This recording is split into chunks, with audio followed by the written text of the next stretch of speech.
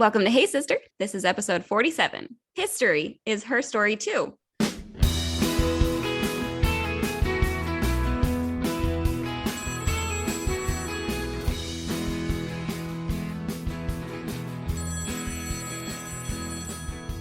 Hey sister. Hey sister. Join me, Courtney Lewis, and me, Carly Ferguson, in our conversational podcast about everyday situations. You can count on us to tell it to you straight with our own sisterly spin. Consider this a phone call with your own Southern sisters as we discuss with you personal accountability, healthy relationships, managing responsibilities, and contributing to society. Each episode will consist of straight talk and a call to action.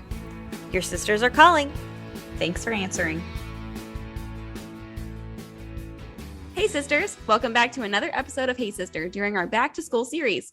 This is Carly, and I'm so happy to be talking to y'all today as we dive into a little history lesson on this straight talk and sisterly phone call. As a quick reminder, we include show notes with every episode, so any specific episodes or any other resources we reference will be linked in our show notes, along with social media links and websites. You can check out our minute marker timeline and call to action in the show notes as well. Now, Courtney, let's get this party started. Will you introduce today's theme and our guest expert? Woohoo! Absolutely. This week, our school subject we're studying within the Hey Sisterhood is history. And sisters, we are all in for a treat. Today, our history teacher has a podcast that educates the world about world civilizations over the past years in various regions of the globe. She is a stay-at-home mom herself, and she taught world history to ninth graders for years. So she knows how to simplify lessons to that of a 14-year-old boy. That's about my attention span. She understands the guilt some of us feel for not knowing our world history and shying away from engaging in conversations that might show our global illiteracy. She is on a mission to help busy humans feed that wonder that comes from wanting to learn more about our global neighbors and make us all feel a little wiser. So today we are pleased to welcome to our podcast the host of Wiser World, Alli Roper. Alli, welcome to Hey Sister. Hey, thank you so much. I'm happy to be here. Well, thank you so much for being on with us today. Could you tell us a little bit more about yourself? Yeah, sure. I grew up in Boulder City, Nevada, which is a small town outside of Las Vegas. And I went to college in Utah. And it took me a little bit of time to finish college. I took some time out to do service. And then I also studied abroad in the Middle East. I lived in Jerusalem for a while.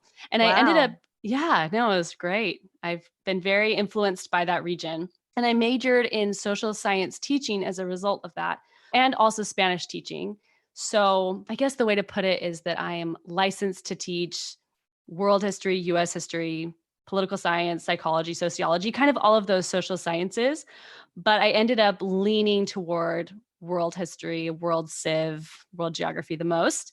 And then toward the end of my college years, I met my husband, I got married, and there's a lot in between that time, but I ended up teaching, like you said, freshman world history for the most part. And then when I had my kids, I stopped. I have two boys and I stopped teaching. And now I live in Northern California and I raise them and I do this podcast, Wiser World, on the side. So that's a little bit about me. So awesome. I love learning about people and what they're drawn to do and what they study. So thank you for sharing a little bit about that. And how lucky are your boys to get you to help them understand the world through your lens? That is so cool. It's kind of gratifying. A couple of weeks ago, my mom was tending my kids because we were out of town, and she took them to this place that had a map on the wall. And my 4-year-old, she said, "Todd, where do you live?" And he pointed exactly where we live on the map. She sent me a video. She's like, "How does your child know where you live?" I'm like, "Mom, of course I have maps in my house and I teach my kids where they live." So I'm a total nerd, and I think that they are going to become nerds just like me. Well, I've definitely taught my son about Texas, but that isn't too crazy with that. I think that's a great place to start. It's a very iconic shape too. It's very unusual. You'll never be able to draw it. So he sees it on the road and he's like, Texas. And he likes to point it out. I love it. I love it. Yeah. Carly's fulfilling the stereotype of Texan pride. I know. My 4-year-old knows Texas. You know, I'm all about state pride. I think it's good. It's fun. I'm really excited about talking though about this. In one of our previous episodes, we talked about math, and it was like, it's not my favorite subject. And so yeah, that was noted that I was not a fan of math in high school, but I loved world history, and the AP world history my freshman year was my favorite class. Yeah. And it's just so fun and exciting to learn about the world in all these ways, because there's so much more that we'll never be able to really know. That was my favorite part about teaching ninth grade. I taught mostly in Utah, and ninth grade is the first year that they really start learning about the world. So I really got to start with a blank slate. And I rarely had issues with behavior because my kids every day, it wasn't like I was teaching English where I was teaching where the comma should go. And they're like, we already know this.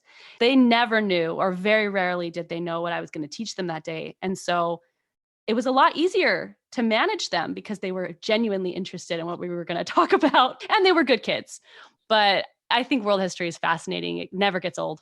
I love hearing that perspective from you as a teacher. When you were a student in school, what do you remember about history? Were you always a history lover? Oh man, this is an interesting question because I hate to put down teachers because I was one. And so I always defend the teacher.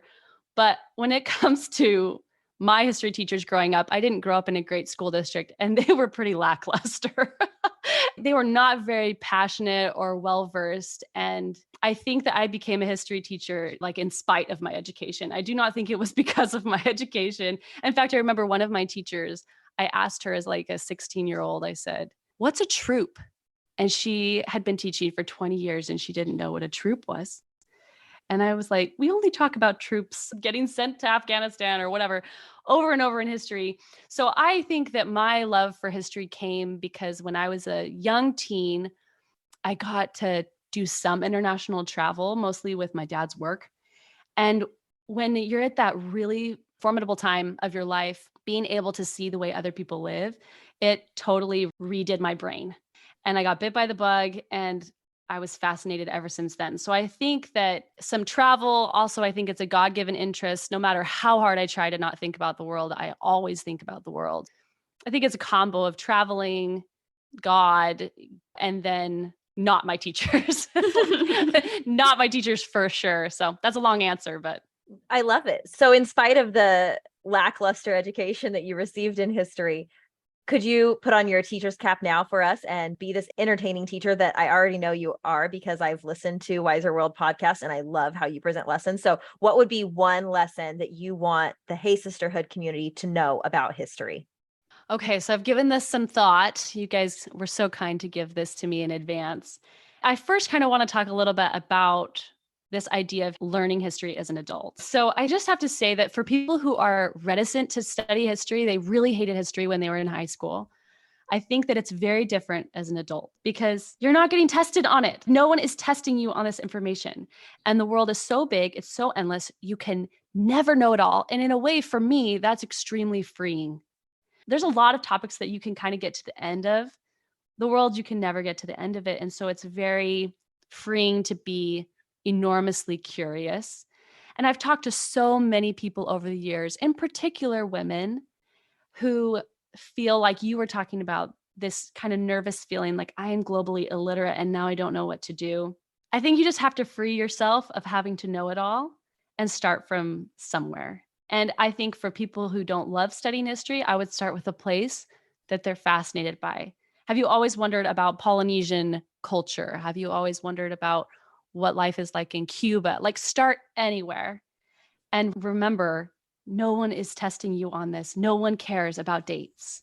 Well, I love that. There's no timeline. No one is going to make you fill out an ABCDEFGHI test. That's enormously freeing for me. That's my take on that. Yeah, I love that because it's not so much about the memorization as much as it's about being passionate and, like you said, curious about it, which the curiosity is a lot easier to pull from ourselves when we're also tied up with little kids things and things that are the normal day-to-day. Going outside of the usual, if it were for like a test or something, seems really daunting. So I love the way you said that and just being open and curious to like knowing more, letting that lead. Well, and what a life skill it is to be curious.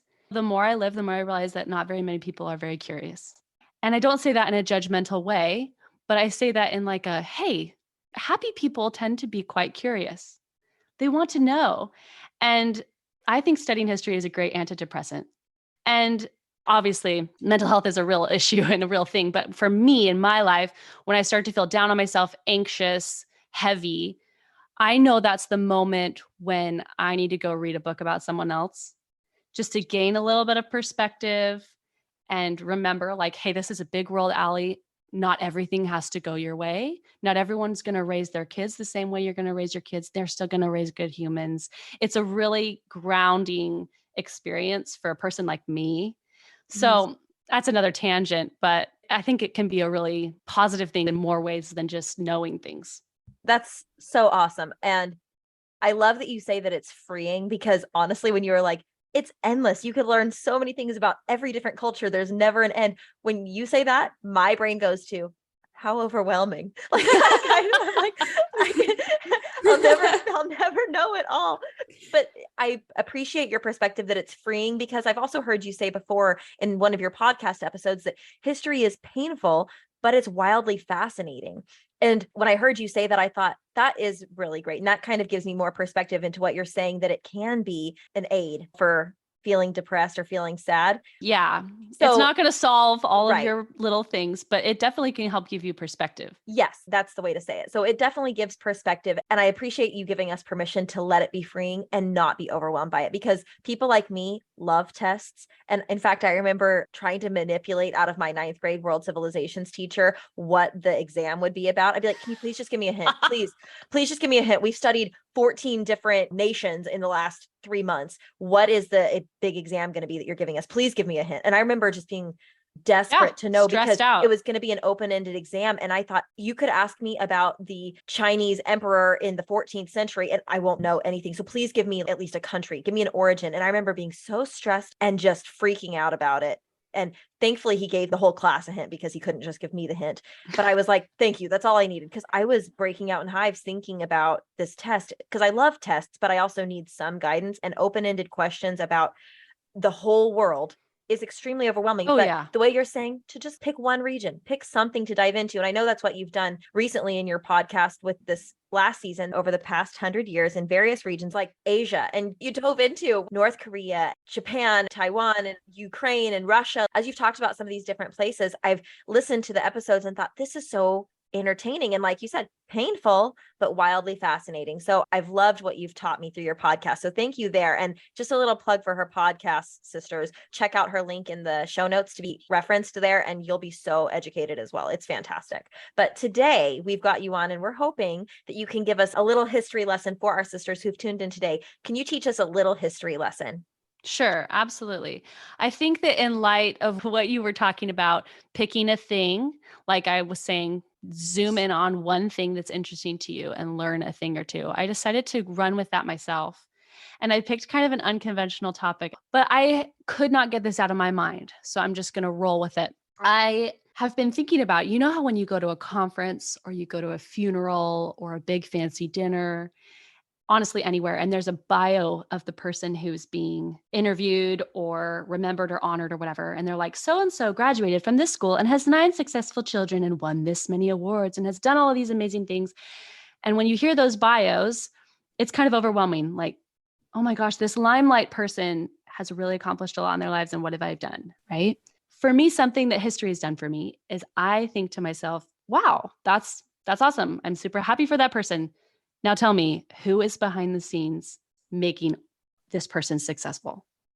Who is making all this happen? For example, when I see a politician speaking, this is what goes through my mind. I think, who is the person who cleans this person's house? Are they an immigrant? Are they their wife, their husband? Are they their neighbor down the street taking an odd job to make money so their kids can go to camp? I mean, who is this person's therapist? Who fed this person as a child? Who kept this person alive when they were a toddler? These are the things that go through my mind. And I can't talk about them on my podcast because I'm busy talking about high-level history.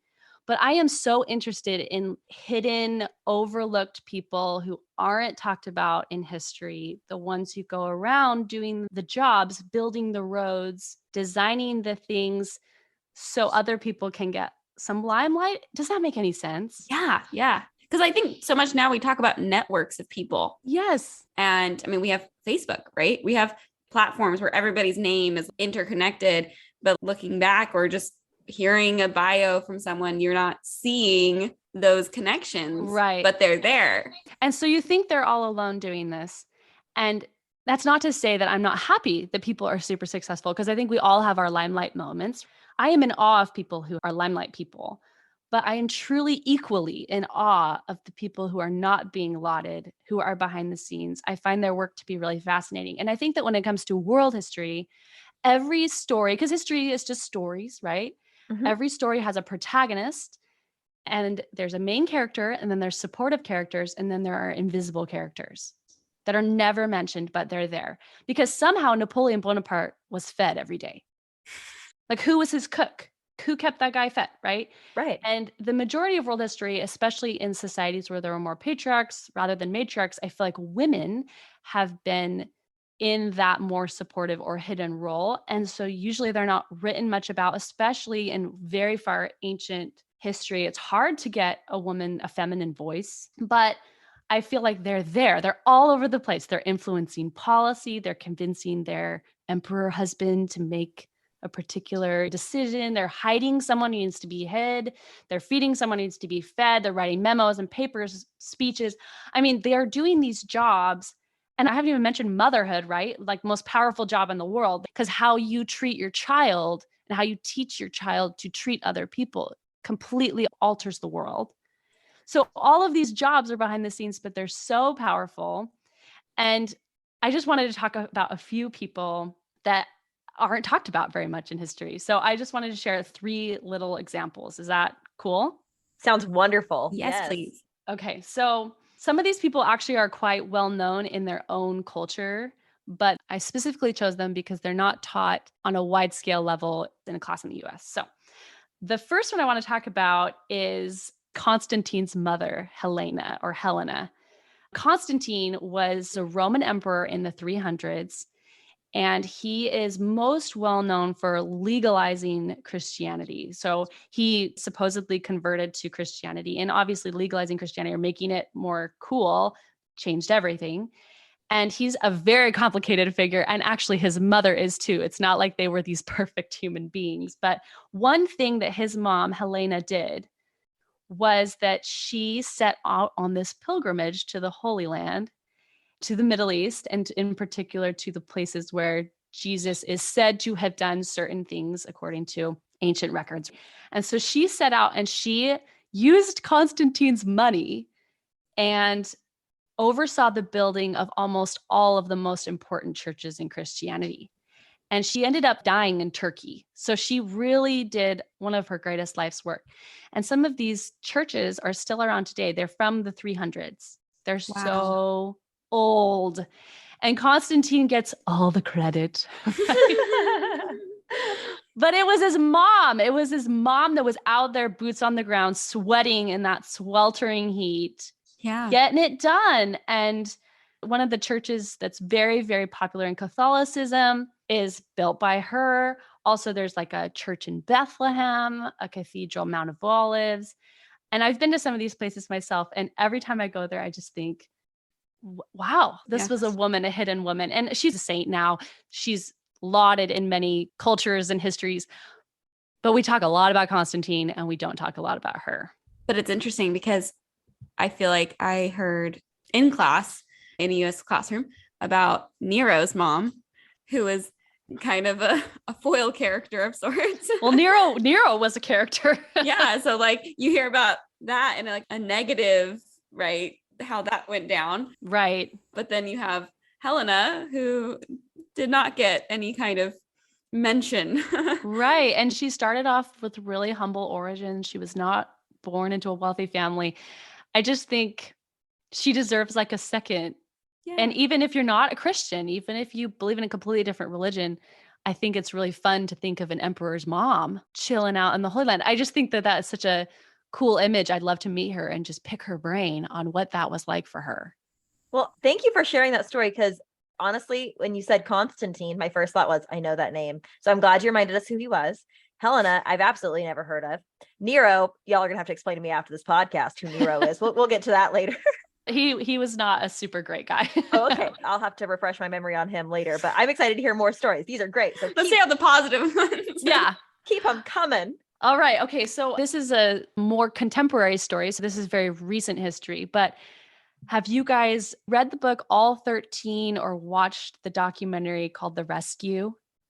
The Rescue sounds familiar. Yes. Okay. Why have I heard of that? Well, I'll tell you a little bit about it, especially for your listeners who haven't heard of it. It's the story. So there's a couple of different books about it. The book I read was called All 13. It's excellent. And then, like I said, the documentary is called The Rescue. And it's the story of this Thai soccer team, these young boys and their coach who end up caving. They just go caving after a soccer game or practice, and the cave floods and they're stuck and they can't get out. And it's a fantastic film. It's very uplifting. I think it really works for all ages too, if I recall correctly, but fantastic film, fantastic book. And the film really focuses on these divers who got this whole team out. And it is an astonishing story. Thousands of people from all over the world have come to help this team.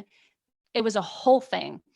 And the thing that I noticed when I'm watching the film is that in the corners of the shots, there's like these teams of women lined up with these stoves cooking for these thousands of people. And they're just cooking all day and sometimes into the night to feed this army of Navy SEALs and divers and people trying to redirect water for flooding. I mean, it was a really large operation, and they're just cooking all day long because no diver can go save little kid if he's starving.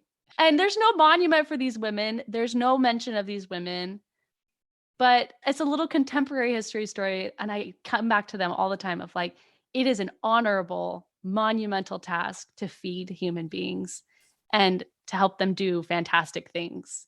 So that's a little modern story, but sometimes I wish we noticed those things, we pointed those things out. Especially for me, I only am raising boys. So I always feel this pressure to talk about that. Like, did you notice these people on the sidelines cooking for all these people? Do you think that they are, as worthy of attention as those divers? Trying to connect that, what is worthy of our attention? And I think they are just as worthy. Anyway. Yeah, I love it. It's so heartwarming, and it makes you want to be one of those people that would, in a moment of need, that you would be on the sideline. And I think within all of us, but within women as well, is this urge to be of help. We were at a water park and they were doing a training and didn't announce it ahead of time that they were doing this training. And they had a fake baby doll that looked very realistic. And I was talking to my friend and they blew the whistle and we turn our heads and there's a baby in the water and they jump in the water to train the lifeguard. But we both were just like, and just like start running to be there. And I was like, oh, it's a fake baby. It's a fake baby. But it took so much for our hearts to like calm down from that moment. But this urge and urgency to move, it comes from all of us. And it's just really good to highlight that in a situation where that is a need to be helping with food. I love that. Well, and I would go so far as to say, this is going to sound very strong, but I think I really believe this.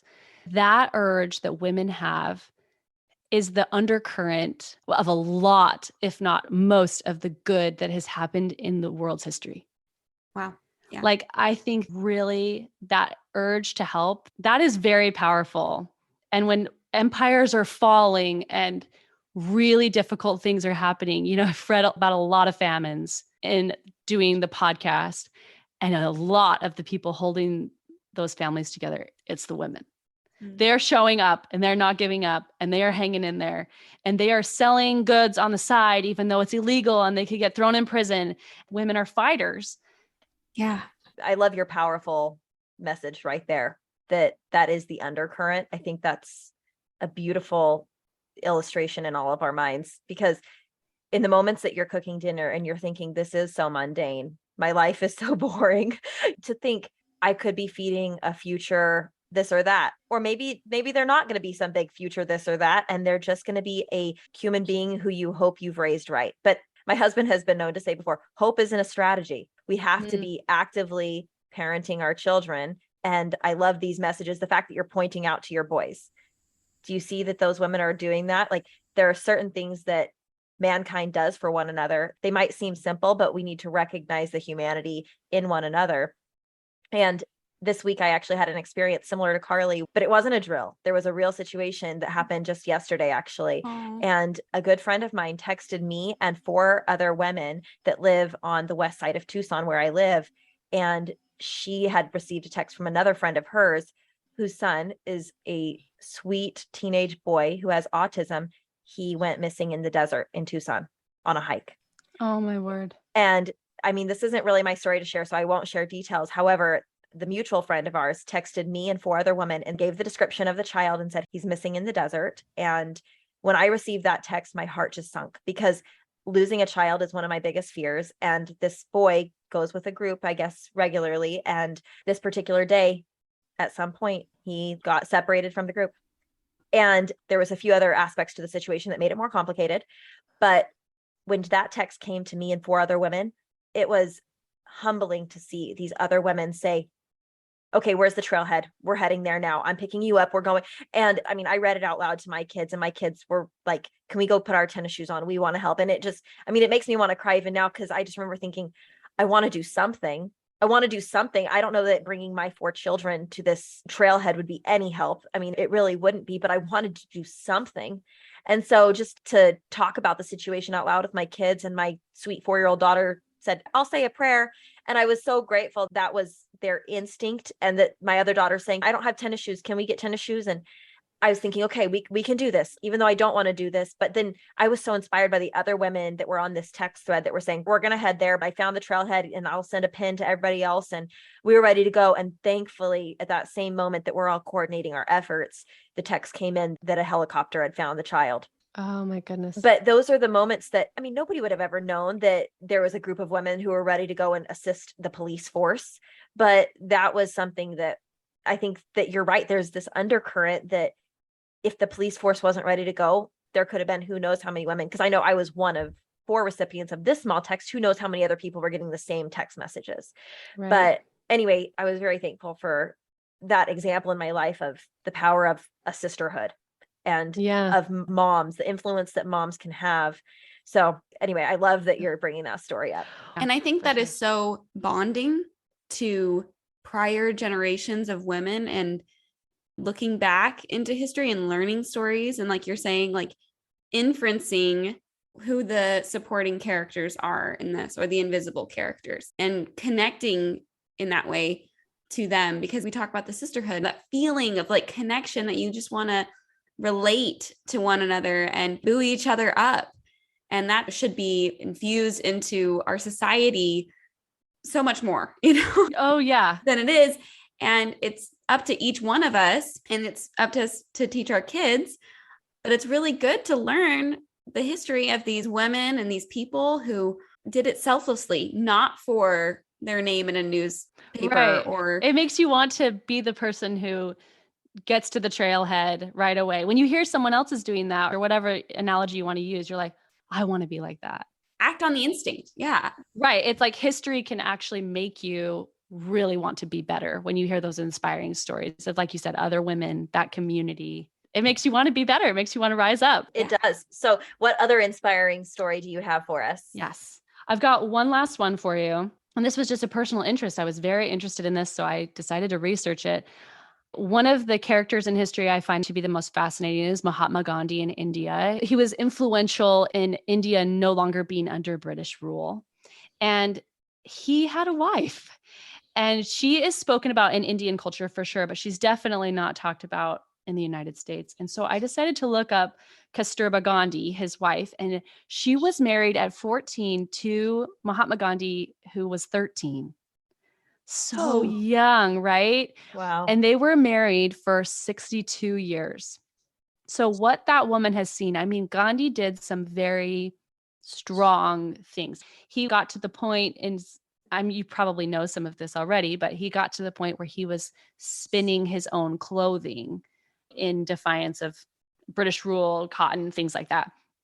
So she had to have been involved in this process. He also went on hunger strikes. Like if your husband went on a hunger strike, you would be aware. you would be a part of that situation. So I've always wondered, historically, she has been portrayed as quite submissive, but the more I dove into the research on her, I learned that's not true. She was absolutely an activist in her own way. She was even arrested multiple times. She lived a month in solitary confinement. Wow. It was not just Gandhi doing this work, however complicated, and there's lots of opinions on Gandhi, but she was 74 years old during her last prison sentence. And as his public life expanded, she really was right there, lockstep with him.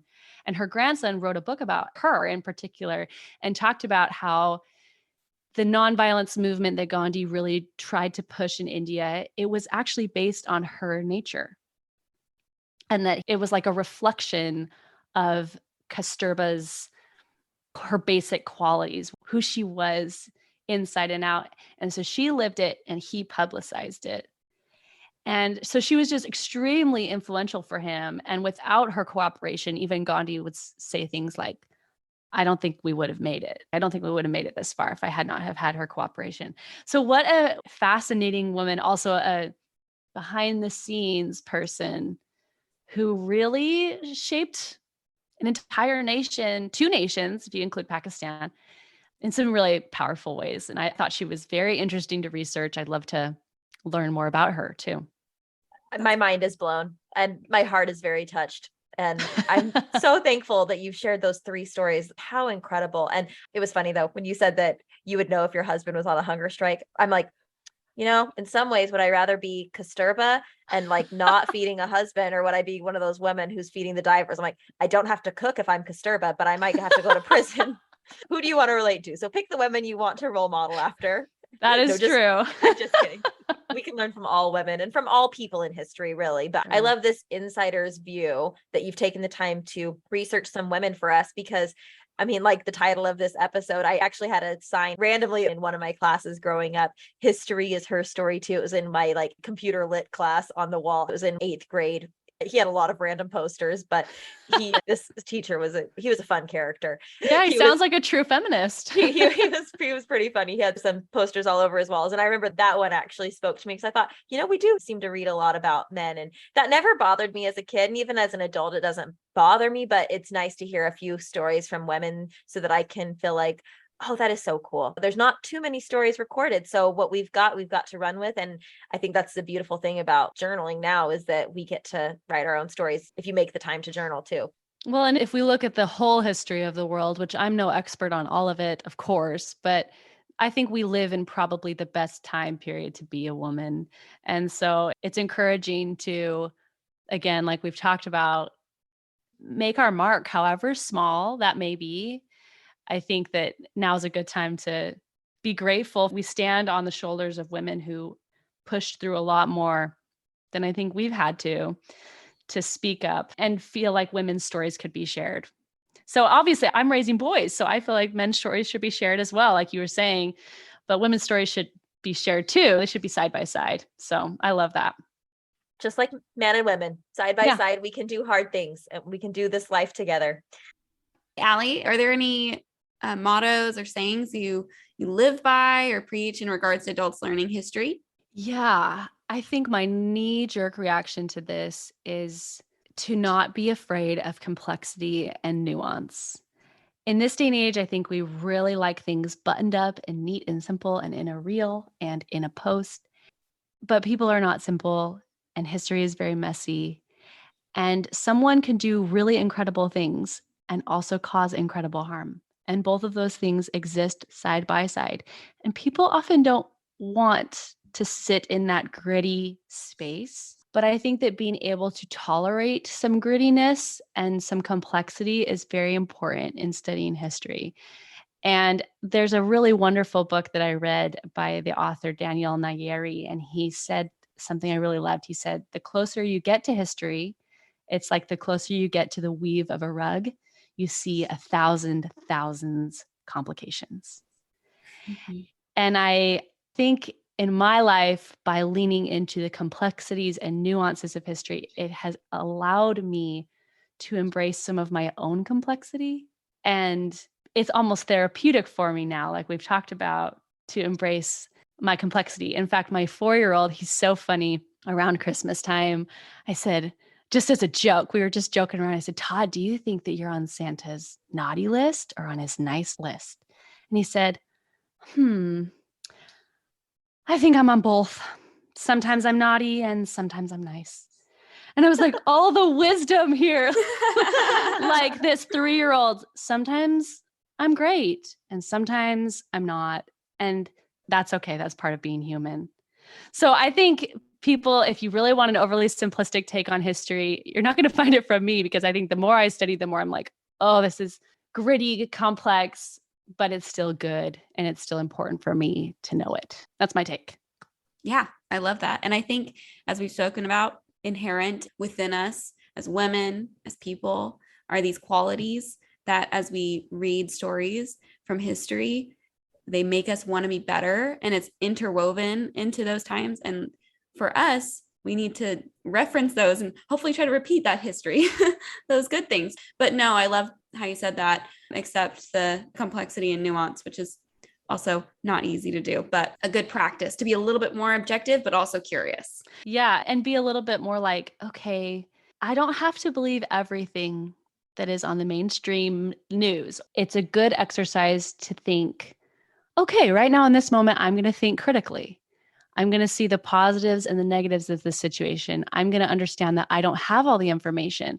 Sometimes, for example, for me, I now watch the current events or the news and I think, oh, there's stuff going on here under the surface that we're going to find out in 40 years. It is not going to come out for 40 years, because I've now studied enough history to know that there's a lot of things that we did 40 years ago that's just barely coming out.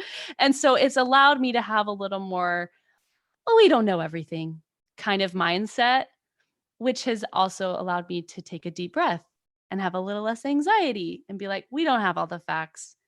They will come as time goes by. Being able to critically think is, I think, one of the gifts of history. Well, that's awesome. It is. I feel like I'm already getting so many takeaways from everything you've said. This whole thinking critically, taking that deep breath as we listen to news. I feel like I could take any of those things, or just picking one country to learn about. There's so many things that we've talked about that could be a call to action. But I'm wondering, Alli, do you have a specific call to action that you've thought about that you could issue to our sisterhood? Oh man, I did give a lot already. I think overall, just be okay with being curious and be all right with not knowing everything. I think if we had a little more humility, I'm not saying this that I think I'm humble, because I don't, but I think if we all had a little more intellectual humility, it would do us all good and it would do the world a lot of good. So just practice intellectual humility, ask a lot of questions. And I think it can be a benefit for our own personal lives, as well as influencing our community at large. That's fantastic. I like that. Intellectual humility. What a beautiful coined phrase that is. So, sisters, I think let's take that one step further. And if you're going to ask yourself one question during this podcast, Alli mentioned that maybe there's something that piques your interest, learning about, like you said, Cuba, or if there's some place that's always piqued your interest, a country you've maybe always wanted to travel, Google it right now and learn one bit of history about it. Or if you're like, I don't have a place I've ever wondered about, go check out Alli's podcast and pick one of her episodes recently and listen to it. I promise you'll be entertained. And I will say this one piece of advice when you listen to Alli's podcast: do not listen to it at 1.5 speed. because there is so many great nuggets of information, and Carly's like, I'm gonna listen to it at 1.5 speed. She doesn't do anything at normal speed, but there's so much amazing information. I tried to listen at 1.5 speed and I've had to just slow it down to 1 or 1.25, because Alli, you at 1.5 speed, there's so much great information. I'm like, I can't absorb it all. So other podcasts that are like self-help and feel good podcasts, sure, 1.5, 2 times speed. You can't do that with the podcast for Alli. It's so many facts that are fantastic. You really got to slow it down so you can absorb it. So you're not alone in that. A lot of people have told me that. I love it. It's great. And it's not a criticism. It's fantastic. It's worth the slow down. But thank you for that wonderful call to action. And now, where can our sisters find you, Alli? Sure. I'm on Instagram. It's Wiser World Podcast. And then I also have a website. So it's wiserworldpodcast.com. Really simple to find me. Perfect. We'll be sure to include both of those links in today's show notes. As a reminder, all the links that we've shared in today's episode and a minute marker timeline are available in our show notes. We invite you to join our online conversations this week about this episode on Instagram at the Hey Sister Podcast or at facebook.com/Hey Sister Podcast. Thank you again so much, Alli. And sisters, thanks as always for answering our call today. And we look forward to talking to y'all next week as we continue our back to school series. We'll talk to y'all next week. Bye-bye. Bye. Thank you. Bye.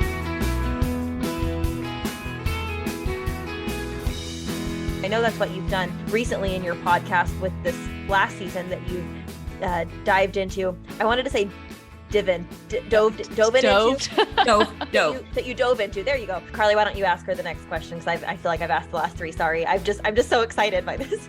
No, it's been really fun for me too. I'm like a caged animal. Let me out. You guys are just fun to talk to. I've really enjoyed this. It's been really fun for me. I hope I did it justice. I don't know. Are you kidding? You're phenomenal. We had a great, I could keep talking and just like, I want to come live next door to you guys. I feel like we could have a really good time. Let's do it.